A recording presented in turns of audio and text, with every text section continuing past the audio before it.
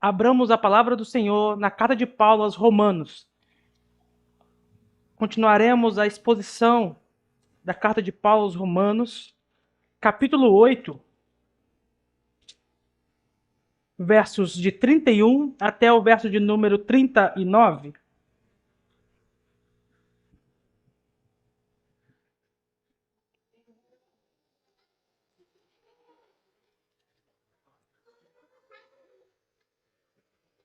Carta de Paulo aos Romanos, capítulo 8, versículos de 31 até o 39. Diz assim a palavra de Deus: Que diremos, pois, à vista destas coisas?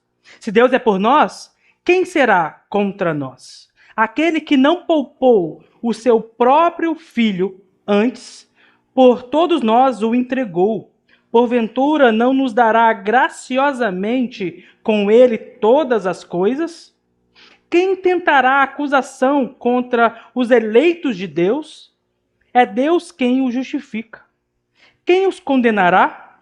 É Cristo Jesus quem morreu, ou antes quem ressuscitou, ou qual está à direita de Deus e também intercede por nós? Quem nos separará do amor de Cristo? Será tribulação, ou angústia, ou perseguição, ou fome, ou nudez, ou perigo, ou espada? Como está escrito, por amor de ti, somos entregues à morte todo dia, o dia todo. Fomos considerados como ovelhas para o matadouro. Em todas estas coisas, porém, somos mais que vencedores por meio daquele que nos amou. Porque estou bem certo de que nem morte, nem a vida, nem os anjos, nem os principados, nem as coisas do presente, nem do porvir, nem os poderes, nem a altura, nem a profundidade, nem qualquer outra criatura poderá separar-nos do amor de Deus, que está em Cristo Jesus, nosso Senhor. Oremos. Grandioso, eterno Pai, ó Senhor, nos achegamos aqui mais uma vez, com o coração quebrantado, Senhor, para ouvirmos a sua voz, para sermos confrontados e conformados à sua palavra. Que o Senhor nos guie nesta noite para aprender um pouco mais do seu santo caráter. E em nome de Jesus que nós oramos. Amém. Irmãos, uma família, decidiu tirar férias de viagem. Decidiu para um parque aquático. E aí reuniu ali, durante a semana, antes de falar para os filhos que iria viajar, vamos fazer as contas. E aí colocou lá, tanto de combustível, tanto de pedágio, tanto isso, tanto aquilo, e foi fazendo aquela conta, e cada vez mais a conta ficava desesperadora. E aí no final da semana eles falaram assim, nós vamos gastar muito dinheiro, mas vamos assim mesmo. A gente precisa de um tempo para nos divertir com nossos filhos. Então entraram no carro e foram viajar. Na hora que chegaram assim de frente para o parque aquático, tudo preparado, as crianças alvoroçadas dentro do carro, querendo entrar nas piscinas, vem uma placa gigante. Estacionamento, R$100. E o pai, surpreso com aquilo, grita, tá doido? Eu não vou pagar R$100, não vou voltar para casa. E aí a esposa, muito inteligente, grita mais alto. Perdeu o juízo, a gente gastou tanto dinheiro, agora por causa de R$100, a gente vai voltar para casa? Não, nem pensar. E aí o homem foi convencido de pagar os R$100 e ficar naquele parque. De certo modo, a argumentação de Paulo aqui parte do mesmo pressuposto. Nós veremos com profundidade o que Deus já fez e o que nós receberemos em troca. Mas o nosso coração, às vezes, é muito vacilante. E esse texto é um texto encorajador. É um texto que transforma o nosso coração a confiar cada vez mais na obra redentora do nosso Senhor. Então, vamos iniciar. Ele começa, interessante, dizendo no versículo 31, que diremos, pois, à vista destas coisas. E aí você pode perguntar, mas que coisas? Se ele começou o texto agora. Paulo está em mente aqui não somente o capítulo 8 de Romanos, mas o capítulo 5, 6, 7 e 8. Nós vimos o quanto Deus agiu para nos salvar. Então, a partir de todos esses capítulos, o que nós diremos? Qual que é a nossa resposta a isso? E é interessante que a resposta que Paulo dá é uma pergunta, que ele continua: se Deus é por nós, quem será contra nós? Se Deus é por você, quem será contra você? E isso está dizendo algo profundíssimo em nosso coração. Veja, mas que para a gente entender os capítulos de 5 a 8, é necessário que a gente entendamos os capítulos 1, 2 e 3. Vocês lembram que no início das mensagens, esses primeiros capítulos, o quão pesado Paulo foi para falar da nossa condição real, nossa condição de pecadores. Nós ficamos aqui domingo após domingo, sendo moído pela palavra de Deus para entender quem nós somos, o que nós merecíamos. Entender o que a palavra de Deus diz sobre eu e vocês. Então foram domingos pesados, mas necessários para nós entendermos o Evangelho de Deus. Se nós não entendermos quem nós somos, nós não entenderemos o que nós recebemos. Não entenderemos aquilo que Deus fez pela sua igreja. A partir de 3:21, do capítulo 3, verso 21, que tem uma mudança da fala de Paulo, começa assim: mas agora, e aí Paulo vai relatar maravilhosas obras de Deus.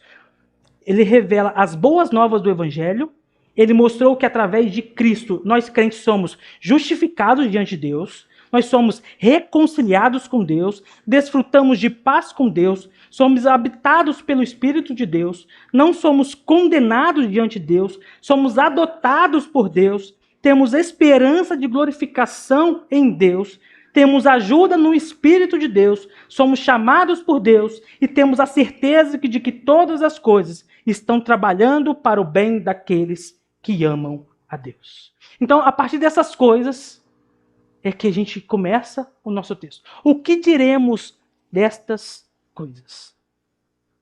Uma ação sobrenatural de Deus para o seu povo. Ele mudou tudo e todos. Se Deus é por nós, quem será contra nós? Aqui está um breve resumo das boas novas de Romanos para cada filho de Deus. Deus é por nós. Deus é por cada um de vocês. Quem conseguirá deter a ação de Deus sobre nós? Mas muitos se oporão a nós. Mas, em última análise, Deus é por nós. Não há ninguém que consiga vencer o nosso Senhor Salvador. Mas neste mundo caído, neste mundo de dificuldades, de dores, nós não devemos deixar que essas dificuldades e essas dores ataquem o nosso coração e nos esqueçamos que Deus é por nós. Muitas vezes, as adversidades da vida chegam rapidamente. Rapidamente nós recebemos uma notícia triste. Uma notícia que nós não gostaríamos. Mas mesmo assim, Deus é por nós. Isso precisa ficar cada vez mais gravado em nosso coração. As pessoas podem fazer essa afirmação equivocadamente. Quando a gente sai para conversar com muitas pessoas, dizem assim: mas eu também sou filho de Deus. Sabem repetir isso de uma forma excepcional. Mas se você falar contra algum pecado, aí não tem problema. Mas eu sou filho de Deus. Justifica que ele é filho de Deus para cometer algum erro, algum pecado. e vai dizer nesse texto que, mas Deus é por nós, eu vou vencer tudo, eu vou ganhar tudo, tudo que eu for fazer vai dar certo. Não é isso que o texto está dizendo. Apesar das dificuldades, Deus é por nós. Versículo 32. Aquele que não poupou o seu próprio filho, antes por todos nós o entregou. Porventura, não nos dará graciosamente com ele todas as coisas? Não poupou nem o próprio filho. Se nós voltarmos para Gênesis 22, o texto narra uma história muito interessante. Deus chama Abraão para que Abraão sacrificasse o seu filho, Isaque. E vai lá, prepara tudo, amarra o seu filho. Na hora que ele vai sacrificar o filho, Deus provê um cordeiro. Então não deixa que Abraão sacrificasse o seu único filho. Deus provê um cordeiro para que aquilo não acontecesse. Mas, no Getsêmani, no tempo que Jesus Cristo deveria ser morto, Deus não poupou o seu filho. Ele pede algo para Abraão, mas ele interrompe e provê aquele cordeiro. Mas com Jesus Cristo, ele não provê outro cordeiro. Jesus Cristo é o cordeiro que tira o pecado do mundo. Ele morreu por mim e morreu por cada um de vocês. Era necessário que ele morresse. Ele entregou-o por nós. Este é o ato supremo de amor. Isso que é amor. Às vezes nós pensamos amor como um sentimento, mas amor é uma ação. Se a gente não compreende o que é o amor verdadeiramente, a gente não compreende esse ato de Deus. Então, a partir de um ato desse tão pesado, qual que é a sua resposta disso? Será que vir para a igreja, será que fazer a vontade do Senhor é penoso, é custoso? Ou é apenas um reconhecimento de um ato magnífico que o Senhor já fez por nós? Então a gente vai responder, Senhor, o seu amor me constrangiu a fazer a sua vontade todos os dias da minha vida. Eu não preciso fazer mais por obrigação. Eu faço em resposta a esse amor maravilhoso que o Senhor nos deu. Lembrem da história que eu contei no início da família que chegava até o parque e tinha aquele estacionamento caríssimo? É a mesma coisa. Deus deu seu próprio filho pela igreja. E agora o nosso coração tem que se encher e entender que se ele não poupou o seu filho por você, certamente ele te ressuscitará no dia vindouro. Certamente ele salvará. O que é mais difícil? Entregar o seu próprio filho à morte do que salvar você? Que nós vimos muito bem que nós não somos dignos de nada disso. Nós vimos o quão ruim e pecaminoso é o nosso coração. Quando nós olhamos com as lentes ajustadas para nós entendemos que nós não merecemos ir para o céu, nós não merecemos receber dádivas de Deus, de receber as bênçãos de Deus. O que nós merecíamos era a condenação de Deus. Mas, por amor a nós, ele enviou o seu filho e o seu filho foi sacrificado em nosso lugar. Isso é um ato de amor de Deus. E Deus é por nós. Quem pode apresentar uma acusação contra nós? Versículo 33. Quem intentará acusação contra os eleitos de Deus? E mais uma vez a resposta aqui é um sonoro ninguém. Ninguém pode. Por que não pode? É Deus quem os justifica. É Deus quem nos justificou. E nós vimos isso em Romanos muito bem. Paulo tratando dessa doutrina da justificação pela fé. E aqui Paulo, depois que ele ensinou o que é justificação, ele mostra para você, Deus justificou você. E agora ninguém pode mais atentar alguma acusação contra você. E é aqui um ato soberano do Senhor em justificar os seus eleitos.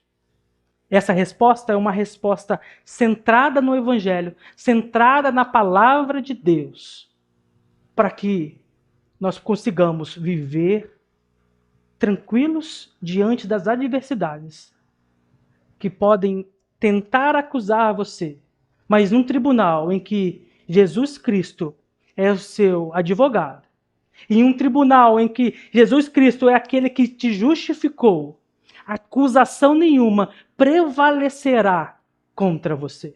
E você pode pensar, então eu posso fazer o que eu quiser, porque nenhuma acusação virá contra mim? Faça a vontade do Senhor. Mas o que é pecado, o que é errado, neste mundo, pode ser julgado pelos homens. A condenação, o julgamento que eu me refiro, é no dia do julgamento final. Você pode caminhar todos os dias tranquilos, porque no dia do julgamento final, Satanás tentará acusar você dos seus pecados, apresentar o seu passado ruim diante de Deus, mas mesmo assim, Deus é quem justifica você. É Deus quem salva. É Deus quem transforma. É uma ação soberana do Senhor na salvação da sua igreja. Você está justificado. Deus te justificou de todo o pecado. O sangue de Cristo Jesus está sobre as nossas cabeças para mostrar como um sinal quem é justificado diante de Deus. Versículo 34 diz: quem nos condenará? É Cristo Jesus quem morreu, ou antes quem ressuscitou, o qual está à direita de Deus e também intercede por nós. E mais uma vez, Paulo responde: quem nos condenará? Certamente ninguém tem poder para nos condenar. Quem morreu foi Jesus Cristo. Ressuscitou, está à direita de Deus e também intercede por nós. Chegar diante de Cristo para tentar nos condenar é dizer que a obra de Deus, a obra da redenção que Ele derramou naquela cruz foi insuficiente. Foi uma obra fraca. Foi uma obra que não teve êxito. As ovelhas conhecem a voz do seu pastor. Nós estamos na mão do nosso Senhor. Ninguém nos arrebatará da sua mão. Se Ele morreu por mim e por vocês, foi uma morte com assertividade. Nós fomos justificados na morte de Cristo. Não há como Cristo morrer por você e chegar no dia do julgamento Ele dizer, não, para esse aí eu não morri, não. Você deve descansar na confiança do Senhor. Deve descansar em quem Ele é e o que Ele faz. E agora Ele está à direita de Deus e está intercedendo por cada um de nós. O mesmo Jesus que morreu, agora intercede. O Espírito Santo intercede por nós e Cristo também intercede. Olha quão maravilhoso é. Aquele que morreu para nos salvar está intercedendo à direita do Pai. Ser ressuscitado foi um selo de que a sua obra redentora foi eficaz. Ele cumpriu os pressupostos que deveria cumprir. E é um pensamento muito consolador ver que Cristo está orando por nós, mesmo quando nós somos negligentes. Às vezes, nós passamos por dificuldades e não recorremos ao nosso Senhor. Nos afastamos de Deus. Não queremos nos achegar a Deus porque sabemos o nosso erro e não queremos confessá-lo diante de Deus, o nosso coração ainda está amargurado, o nosso coração ainda está com vergonha do Senhor. Mas não há para onde se ausentar da presença do Senhor. Então, quando nós pecamos e não nos achegamos ao Senhor, Jesus Cristo está intercedendo por nós. Está intercedendo diretamente ao Pai pelos seus irmãos. Cristo está à destra de Deus intercedendo por nós. As nossas orações, às vezes falhas, às vezes fracas, às vezes não revelam realmente o nosso interior, mas Jesus Cristo nos conhece e intercede à direita de Deus. E dos versos 35 a 39 tem mais uma pergunta que é interessantíssima. E quem nos separará do amor de Cristo? E mais uma vez o apóstolo Paulo responde: ninguém pode nos separar do amor de Cristo. É possível conhecer a palavra de Deus. É possível vir à igreja todos os dias. É possível assistir vários vídeos no YouTube. Mas mesmo assim, não ser transformados pela palavra de Deus. Mesmo assim, ter um coração de pedra. Um coração que não agrada ao Senhor. Mas o que Paulo está dizendo aqui é para que esse coração petrificado seja transformado em um coração que é movido pelo amor de Deus, que é movido pelo amor de Cristo pela sua igreja. Ele deseja que nós saibamos que Jesus não apenas nos defende, ele também nos ama. Jesus entra em um relacionamento real conosco. Não é mais algo distante de nós, mas é um relacionamento real, diário, com o nosso Senhor. E Paulo lista aqui alguns possíveis separadores do amor de Deus. Os dois primeiros são semelhantes à aflição e angústia.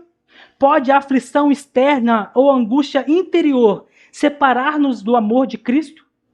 Pode-se pensar que o amor de Cristo está ausente durante esses tipos de sofrimentos. Às vezes, algo aflige o nosso coração. Às vezes a gente pensa: fui separado do amor de Deus. Às vezes, quando vem uma notícia ruim, nós choramos, lamentamos e muitas vezes achamos que Deus não nos ama. Mas essa não é a régua para medir o amor de Deus. A régua para medir o amor de Deus é o que Ele fez por nós naquela cruz. A angústia, a aflição, as dificuldades não são causas de dizermos que o amor de Deus se esfriou para conosco. Não é algo que nos separará do amor de Deus. Nada nos separará do amor de Deus. A perseguição leva a aflição e sofrimento, angústia, no outro nível. E aqui, rapidamente, eu quero abrir um parêntese. Se você tem passado por um momento de perseguição, por um momento de dificuldade, olhe para esse texto, leia esse texto novamente, medite sobre esse texto, porque nada pode separar você do amor de Deus. Nem a perseguição pode separar. A fome ou a nudez. Em um momento de desespero, alguém pode deixar o coração ser contaminado pelas incertezas. O perigo nos lembra a realidade de vivermos a nossa fé confiantes no nosso Senhor. Apesar das circunstâncias e das dificuldades, nós sabemos que o Senhor é a quem nos sustenta. Não é o nosso trabalho, não é o nosso emprego, o nosso estudo, não é nada disso. É o Senhor que nos sustenta.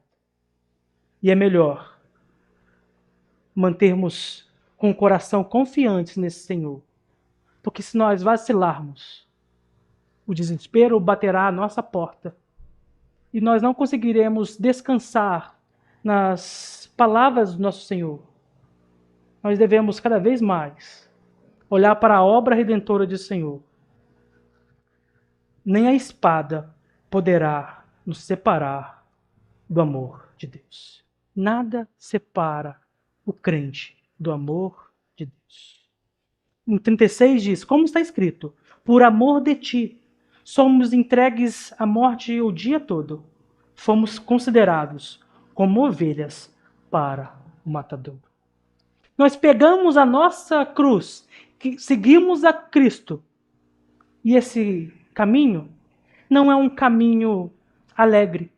Cristo, quando tomou a sua cruz, ele caminhou em direção à morte. Nós também tomamos a nossa cruz e vamos caminhar em direção à morte. Nós vamos caminhar como ovelhas para o matadouro. O nosso Senhor nos garante que nos ressuscitará no último dia e que nós habitaremos com Ele para sempre. Jesus Cristo fez isso por nós. Foi o primeiro a levar sobre si as nossas dores, a deixar a glória, deixar a presença de Deus e vir para cá, se tornar homem, levar sobre si os nossos pecados, ser separado de Deus naquela cruz, para te dar salvação. E continua, 37. Em todas essas coisas, porém, somos mais que vencedores por meio daquele que nos amou. Assim, não só podemos suportar as dificuldades de nossa vida, esses sofrimentos, mas temos a certeza do amor de Cristo, porque somos mais que vencedores em Cristo Jesus. Mas você não é mais que vencedores fora de Cristo, porque Cristo é o verdadeiro campeão. É Ele quem venceu o mal.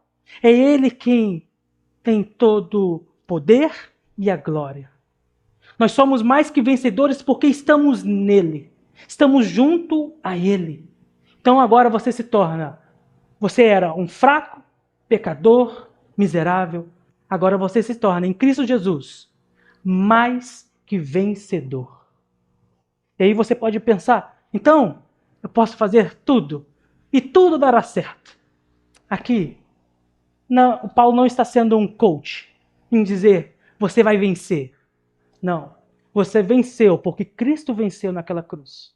Enquanto você se permanecer fiel na presença do Senhor, enquanto continuar caminhando diante de Deus, você é mais que vencedor em Cristo Jesus. Por meio daquele que nos amou. Porque estou bem certo de que nem morte, nem vida, nem anjos, nem principado, nem coisas do presente, nem do porvir. Sabemos que Deus é por nós, até mesmo nas nossas provações. Nós vimos isso muito bem em Romanos 5.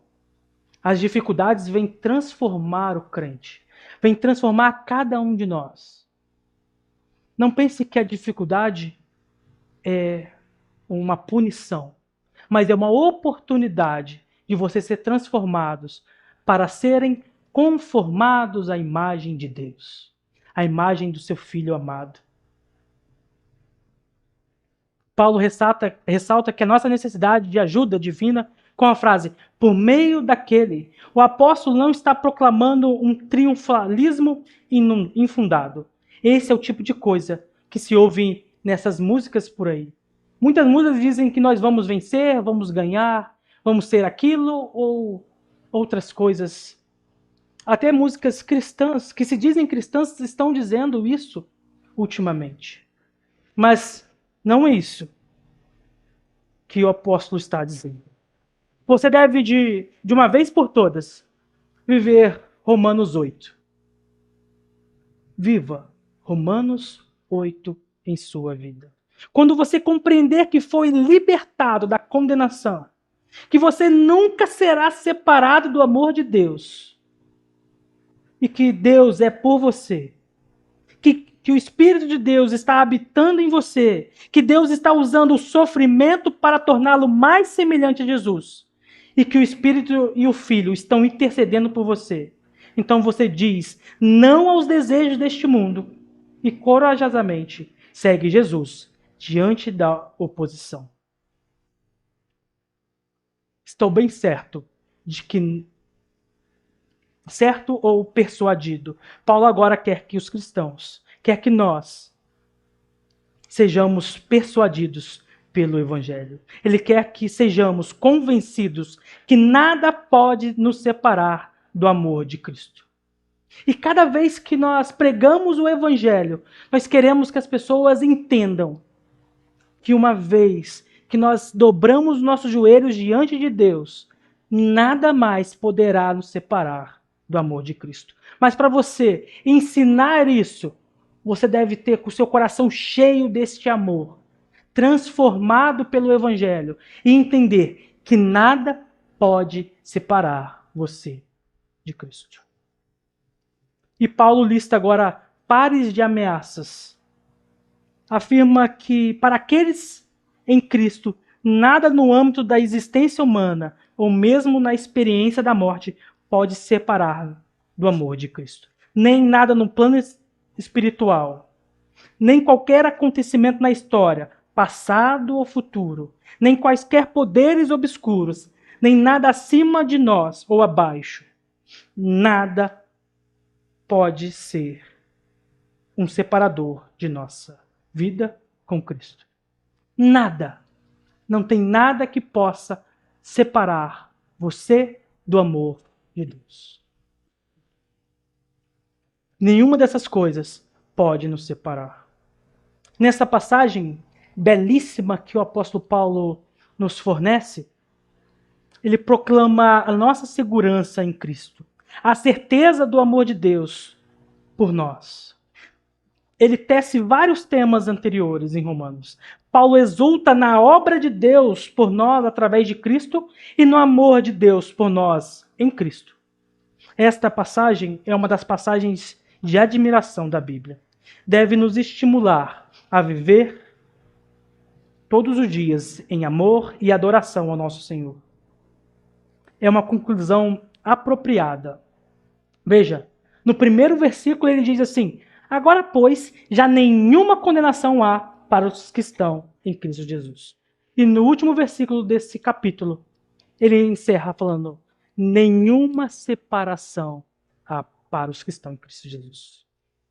Romanos 8:31, é verdade que Deus é por nós. Deus é por nós. Os versículos nos asseguram este fato. E permita que eu ofereça 4 aplicações, rapidamente. Primeiro, permita que essas verdades o levem à adoração. Este texto deve nos fazer cantar e celebrar com alegria. Deve nos fazer inspirar no amor de Deus. A nossa devoção deve ser cada vez mais profunda. Paulo não mede esforços para imprimir o amor de Cristo em nosso coração. Segunda aplicação, permita que essas verdades o tirem do desespero. Se você olhar para trás desse texto, você encontrará pecado, sofrimento e morte. Mas nenhuma dessas coisas é capaz de separar você do Senhor. Este texto é muito encorajador. Terceira aplicação, permita que essas verdades mostrem que une diversos crentes em comunidade. Olhe para trás e veja que está sempre no plural. Todas as perguntas. Que diremos, pois? Se Deus é por nós e assim por diante. Mas, mesmo que está no plural, você pode aplicar a sua vida particular, mas também a toda a igreja. Deus é por todos nós. E quarto, permita que essas verdades o encorajem para a missão. A segurança nunca deve nos levar à apatia. A certeza do Evangelho deve levar ao avanço do Evangelho. Quando você compreende que nada separa você do amor de Cristo, você prega o Evangelho todos os dias. Você entrega as verdades de Deus para todos aqueles que estão ao seu redor, porque nada poderá separar. Podemos plantar igrejas em qualquer lugar. Podemos falar do amor de Cristo em qualquer lugar. Podemos testemunhar. Sabe por que nós podemos tudo isso? Porque Deus é por nós. Deus é por você. Por isso que nós temos a autoridade para pregar o Evangelho. Seja transformado, seja incendiado pela palavra de Deus e faça com que isso transborde todos os dias na sua vida, afetando aqueles que estão próximo de nós. E concluindo, diante dessas complexidades de nossa vida, não se esqueça jamais que nada pode separar você. Assim como aquela família que estava decidida a desfrutar as férias, mas não queria pagar aquele estacionamento caríssimo. O Senhor enviou seu Filho para morrer por nós. E certamente, Ele cuidará do nosso estacionamento. Ele cuidará da nossa salvação. O mais difícil o Senhor já fez por nós. Será mesmo que o mais fácil Ele não fará? Tenha certeza que o Senhor fará grandes coisas. Ele nos justificou, Ele intercede por nós e somos mais que vencedores. E nada pode nos separar. Nessa jornada, somos guiados a compreender que as adversidades da vida não são para nos parar, mas para nos fortalecer diariamente, nos fortalecer no amor divino, no amor que Deus derramou por nós. Assim, que essas verdades transformem o nosso coração, transformem a nossa vida, que o amanhã seja um amanhã tranquilo, pois sabemos que Deus é por nós e nada pode nos separar dele. Que o Senhor nos abençoe.